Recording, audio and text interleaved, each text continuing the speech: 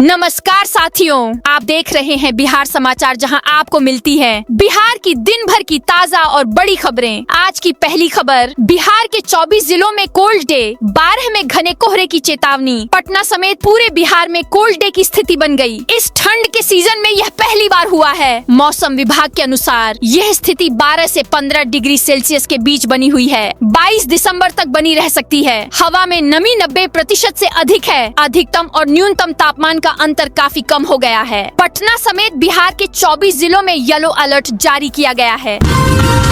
Police कर्मियों के लिए गृह मंत्री सम्राट चौधरी का तोहफा, सभी पुलिस लाइन में आवासीय स्कूल खोलने का ऐलान। बिहार के उप मुख्यमंत्री सह गृह मंत्री सम्राट चौधरी ने पुलिस कर्मियों और उनके परिवारों के हित में ऐलान किया है। उन्होंने कहा है कि राज्य के सभी पुलिस लाइनों में आवासीय स्कूल खोले जाएंगे। विद्यालयों में पुलिस कर्मियों के बच्चों को गुणवत्तापूर्ण शिक्षा के साथ ड्रेस और अन्य आवश्यक सुविधाएं उपलब्ध कराई जाएंगी। इससे पुलिस परिवारों को शिक्षा को लेकर बड़ी राहत मिलेगी। सीएम नीतीश की सास का निधन, निशांत ने दिया कंधा। बिहार के सीएम नीतीश कुमार की सासू मां विद्यावती देवी का निधन हो गया है। वो 90 साल की थी। वही लंबे समय से बीमार थी। IGIMS में इलाज चल रहा था। शुक्रवार शाम 6:40 पर अंतिम सांस ली।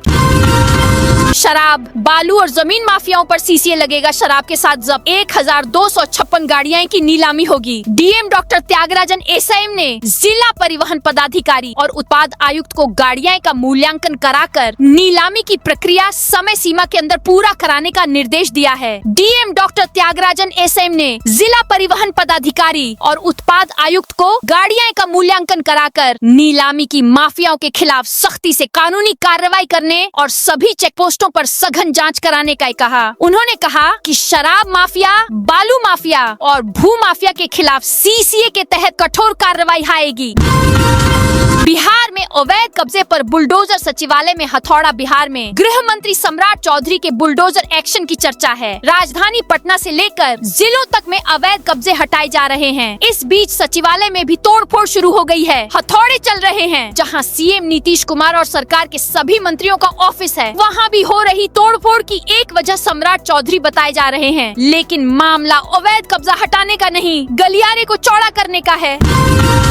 जनवरी से चालू होगा शहर का 5वां power sub station. Bihar Sharif में शहर वासियों के लिए राहत भरी खबर है। लंबे इंतजार के बाद आखिरकार सुपर ग्रिड कैंपस में बना 5वां पावर सब स्टेशन जनवरी से चालू हो जाएगा। इस नए PSS के संचालन से शहर के दक्षिणी हिस्से के मोहल्लों और आसपास के ग्रामीण इलाकों में बिजली की आपूर्ति बेहतर होगी।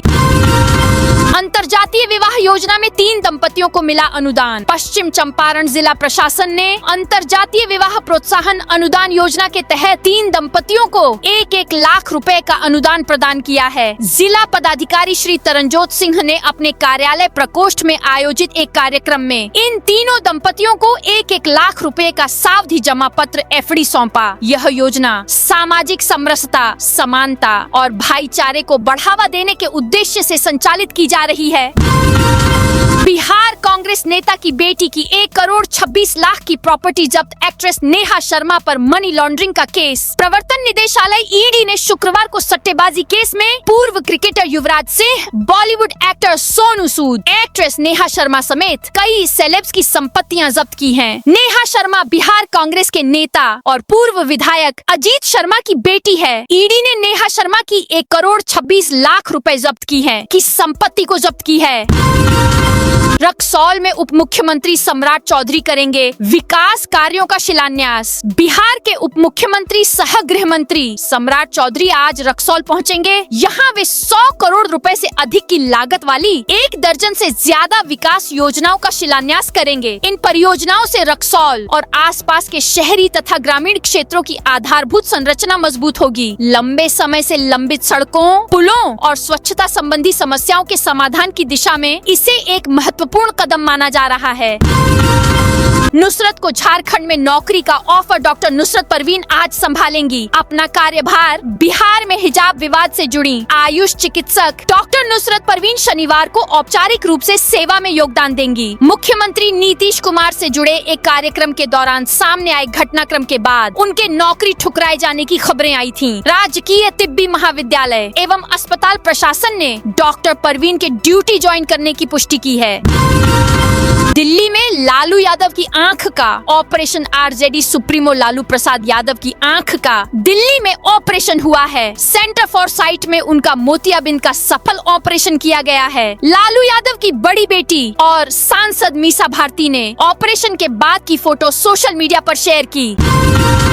महाराष्ट्र में बिहार के 6 मजदूरों की मौत। टेस्टिंग के दौरान पानी टंकी फटी। महाराष्ट्र के नागपुर में शुक्रवार को फैक्ट्री में पानी की टंकी फटने से बिहार के 6 मजदूरों की मौत हो गई। हादसे में 9 मजदूर घायल हुए हैं। इनमें 3 की हालत गंभीर बनी हुई है। हादसा सुबह करीब 9:30 पर अवादा इलेक्ट्रो प्राइवेट लिमिटेड के सोलर पैनल दन निर्माण फैक्ट्री में हुआ। घटना नागपुर चंद्रपुर राजमार्ग के पास स्थित Butibori Maharashtra industrial development corporation की है। बिहार के मुख्यमंत्री नीतीश कुमार ने इस घटना पर गहरा शोक व्यक्त किया है। उन्होंने हादसे में जान गंवाने वाले बिहार के प्रत्येक मजदूर के परिजनों को मुख्यमंत्री राहत कोष से 2-2 लाख रुपए की अनुग्रह राशि देने की घोषणा की है। गया में 200 से अधिक स्थानों पर अलाव की व्यवस्था। गया में शीतलहर से बचाव के लिए जिला प्रशासन ने व्यापक इंतजाम किए हैं। जिलाधिकारी शशांक शुभंकर के निर्देश पर जिला आपदा प्रबंधन के माध्यम से 200 से अधिक 20 सार्वजनिक स्थलों और चौक चौराहों पर अलाव की व्यवस्था की गई है। इन अलाव के लिए आज 1746 किलोग्राम से अधिक लकड़ी का वितरण किया गया। जिलाधिकारी ने अधिकारियों को समाज के अंतिम पंक्ति में खड़े गरीब व्यक्तियों तक भी अलाव की सुविधा सुनिश्चित करने का निर्देश दिया है।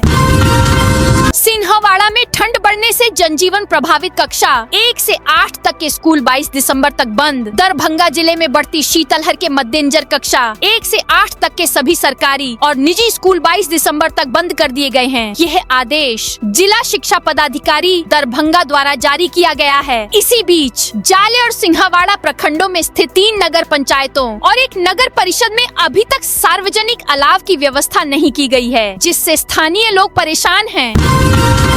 शहर के 35 बड़े पार्कों में बनेगा योगा शेड। हर दिन 1000 लोग कर सकेंगे योग। राजधानी के 110 पार्कों में 1000 से अधिक सीसीटीवी कैमरे लगेंगे। इससे लोगों की सुरक्षा के साथ साथ पार्कों में रखी गई सामग्री की देखरेख में सुविधा होगी। सभी पार्कों में लगे कैमराएं से इको पार्क से सेंट्रलाइज मॉनिटरिंग आएगी। यह जानकारी पर्यावरण, वन एवं जलवायु परिवर्तन मंत्री डॉक्टर प्रमोद कुमार चंद्रवंशी ने दी।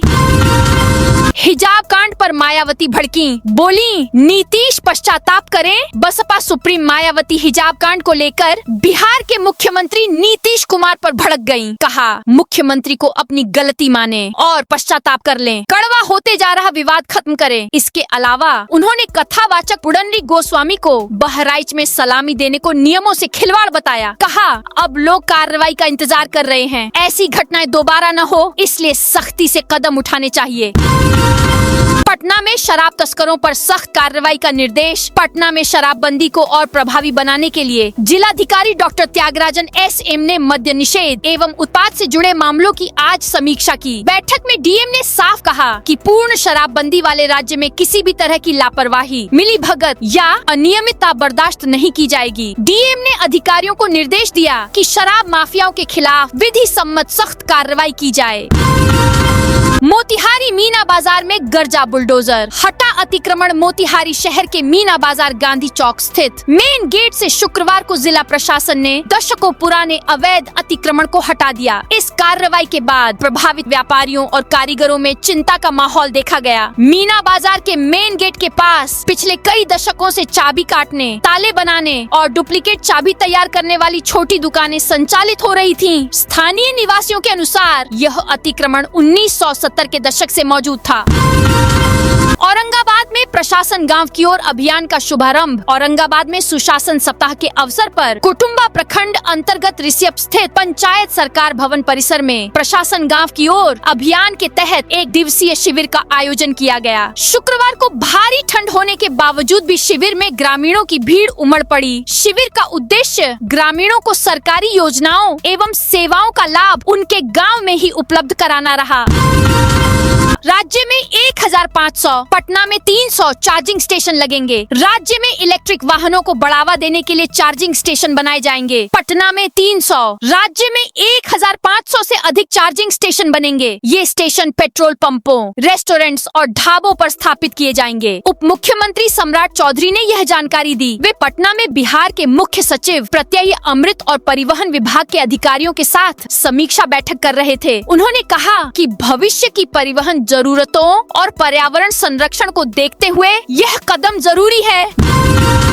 मुजफ्फरपुर में सड़कों पर कूड़ा फेंकने पर दर्ज होगी प्राथमिकी। मुजफ्फरपुर में सड़कों और सार्वजनिक स्थानों पर कूड़ा फेंकने 200 रुपए का जुर्माना लगेगा। वालों के खिलाफ अब प्राथमिकी दर्ज की जाएगी। बिहार के गृह मंत्री सम्राट चौधरी के निर्देश पर मुजफ्फरपुर नगर थाना में शुक्रवार को आयोजित जनसंवाद के दौरान सीनियर एसपी सुशील कुमार ने ये बातें कही। जनसंवाद में सुशील कुमार ने इससे पहले आम लोगों की समस्याएं सुनी और उनके समाधान को लेकर आवश्यक दिशा निर्देश दिए। जनसंवाद कार्यक्रम में एएसपी टाउन सुरेश कुमार, नगर थाना अध्यक्ष समेत कई पुलिस पदाधिकारी मौजूद रहे। पटना में बुक्ड फ्लैटों की बिक्री पर RERA की रोक। पटना में दानापुर के जमसौद क्षेत्र में स्थित आवासीय परियोजना RD हाइट्स को लेकर Bihar real estate regulatory authority ने कड़ा रुख अपनाया है। फ्लैटों की रजिस्ट्री और बिक्री पर तत्काल प्रभाव से रोक लगा दी गई है। यह कार्रवाई परियोजना के आवंटियों की ओर से बिक्री विलेख निष्पादित न किए जाने, कब्जा न मिलने, अवैध शुल्क वसूली और रेरा अधिनियम के उल्लंघन से जुड़ी गंभीर शिकायतों के बाद की गई है। दरभंगा मैसूर स्पेशल 28 घंटे लेट ट्रेनों की लेट लतीफी से यात्रियों को परेशानी। कायहरे की वजह से ट्रेनें काफी लेट चल रही हैं। स्पेशल ट्रेनें का ताए काफी बुरा हाल है। पटना जंक्शन होकर जाने वाली 06211 दरभंगा मैसूर स्पेशल करीब 28 घंटे की देरी से चल रही है। नियमित ट्रेनें में Farakka express, Garib Rath, Magadh express, Brahmaputra mail, Amritsar Howrah express, Ziyarat express, Kumbh express आदि 1 से 8 घंटे तक लेट रही। बक्सर से बीजेपी विधायक आनंद मिश्रा एक्शन में नजर आ रहे हैं। सदर अस्पताल में उन्हें दवा बांटने में धांधली की शिकायत मिली तो सीधे स्पॉट पर पहुंच गए। अस्पताल के दवा वितरण काउंटर का सरप्राइज इंस्पेक्शन किया। इस दौरान दवा वितरण में अनियमितता सामने आने पर विधायक ने कड़ा रुख अपनाया और इसे सीधे तौर पर दवा की कालाबाजारी से जोड़ दिया। थावे भवानी मंदिर चोरी कांड में SIT गठित। गोपालगंज के सुप्रसिद्ध थावे भवानी मंदिर के गर्भगृह से करोड़ों रुपए के मुकुट और कीमती जेवरात चोरी होने के मामले में पुलिस ने जांच तेज कर दी है। पुलिस अधीक्षक अवधेश दीक्षित के निर्देशन में अनुमंडल पुलिस पदाधिकारी एवं थावे थानाध्यक्ष के नेतृत्व 2023 में विशेष जाँच टीम का गठन किया गया है। गठित टीम मामले की गंभीरता को देखते हुए छपरा, सिवान, पूर्वी चंपारण सहित अन्य जिलों में लगातार छापेमारी कर रही है। चोरों की पहचान बताने वालों के लिए 1 लाख रुपए का इनाम घोषित किया गया है। औरंगाबाद में पूर्व सांसद किशोरी सिन्हा के प्रतिमा का अनावरण। औरंगाबाद में किशोरी सिन्हा महिला कॉलेज परिसर में शुक्रवार को पूर्व सांसद किशोरी सिन्हा की प्रतिमा का भव्य अनावरण किया गया। इस अवसर पर बिहार विधान परिषद के सभापति अवधेश नारायण सिंह, पूर्व राज्यपाल निखिल कुमार तथा मगध विश्वविद्यालय के कुलपति प्रो डॉक्टर शशि प्रताप शाही ने संयुक्त रूप से प्रतिमा का अनावरण किया। प्रतिमा अनावरण के बाद कॉलेज परिसर में एक समारोह का आयोजन किया गया, जिसका विधिवत उद्घाटन आगत अतिथियों द्वारा किया गया। सदाकत आश्रम में आज बिहार कांग्रेस की 2 बैठक। पटना सदाकत आश्रम में आज बिहार कांग्रेस की 2 बड़ी बैठक है। पहली मीटिंग दोपहर 1 बजे होगी, जिसमें पार्टी के प्रवक्ता और सोशल मीडिया टीम मौजूद रहेगी। दूसरी मीटिंग दोपहर 2 बजे अलग अलग संगठन मोर्चा के अध्यक्षों के साथ है। अध्यक्षता प्रदेश अध्यक्ष राजेश राम करेंगे। बिहार विधानसभा चुनाव में करारी हार के बाद कांग्रेस लगातार समीक्षा बैठक कर रही है, पार्टी को मजबूत करने में लगी हुई है।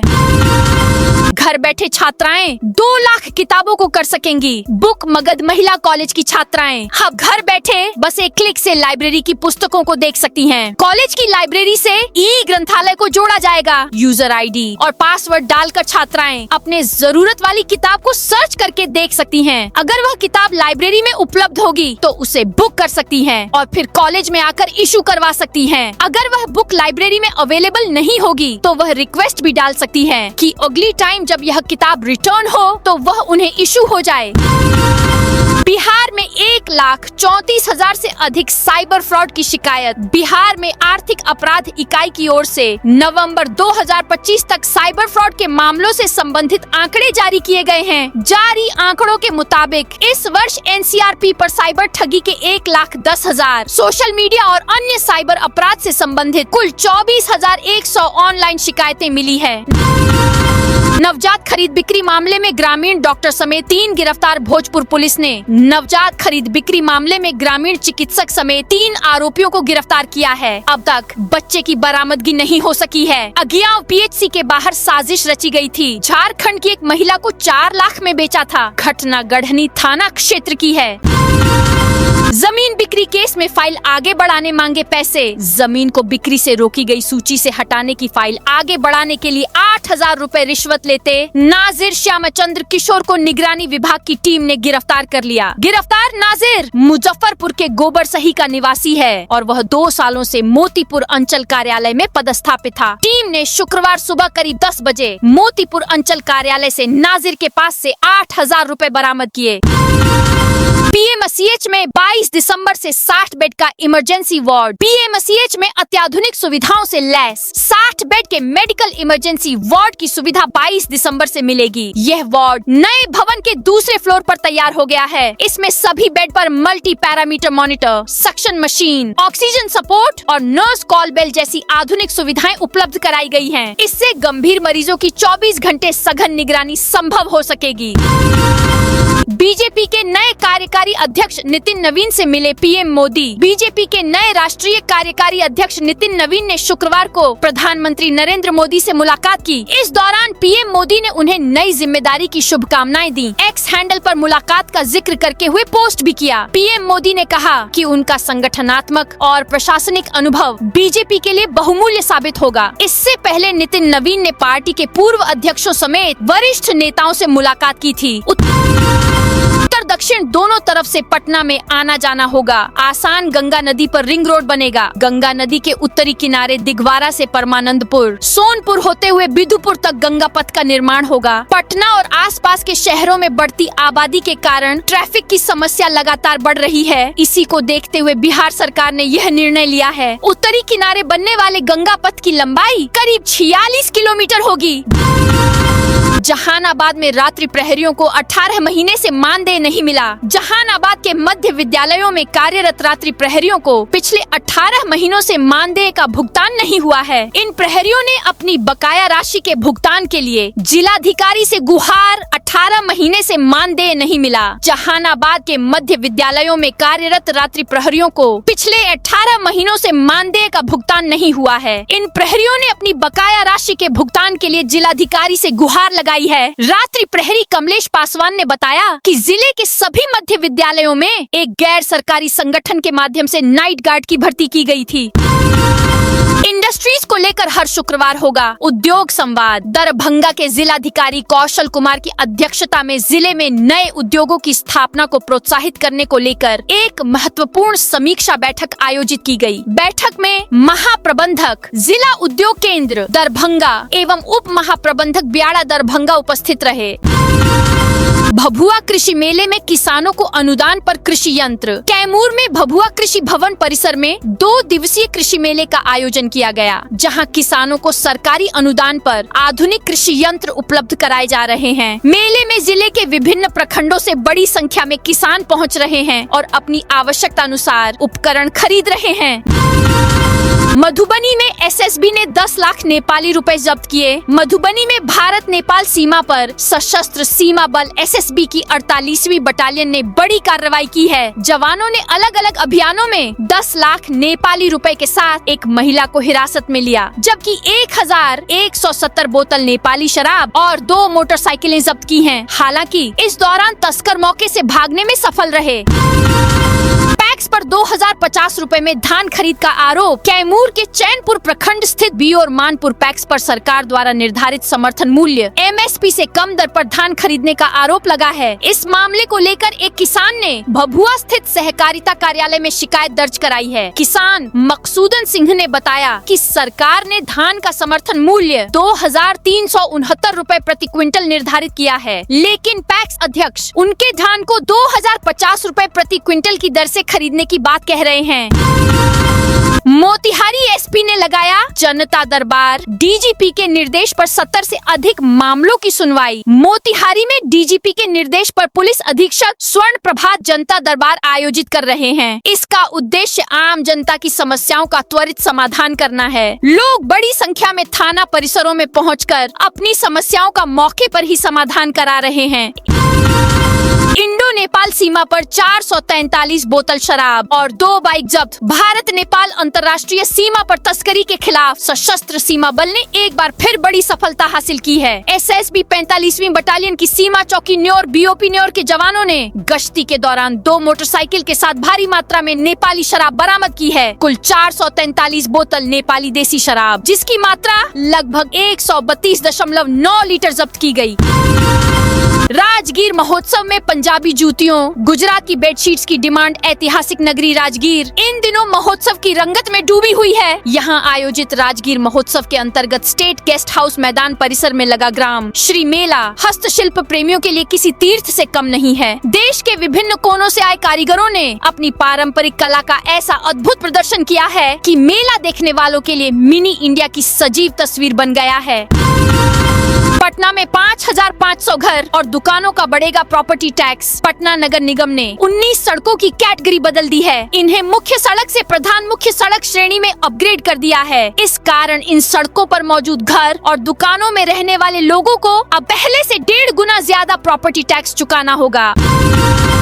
औरंगाबाद में एनटीपीसी के प्लांट में भीषण आग। औरंगाबाद जिले के नवीनगढ़ एनपीसी बिजली परियोजना में शुक्रवार की दोपहर कूलिंग टावर के B1 यूनिट में कार्य के दौरान अचानक आग लग गई, जिससे घटना स्थल पर अफरा तफरी मची रही। आग की ऊंची लपट देख अधिकारी और कर्मी परेशान हो उठे। आग लगने की सूचना मिलते ही सीआईएसएफ और अग्निशमन टीम आग बुझाने में जुट गई। करीब 1 घंटे की मशक्कत के बाद आग पर काबू पाया गया। तो दोस्तों, यह थी आज बिहार की दिन भर की ताजा और बड़ी खबरें। अब कल मिलते हैं नई खबरों के साथ।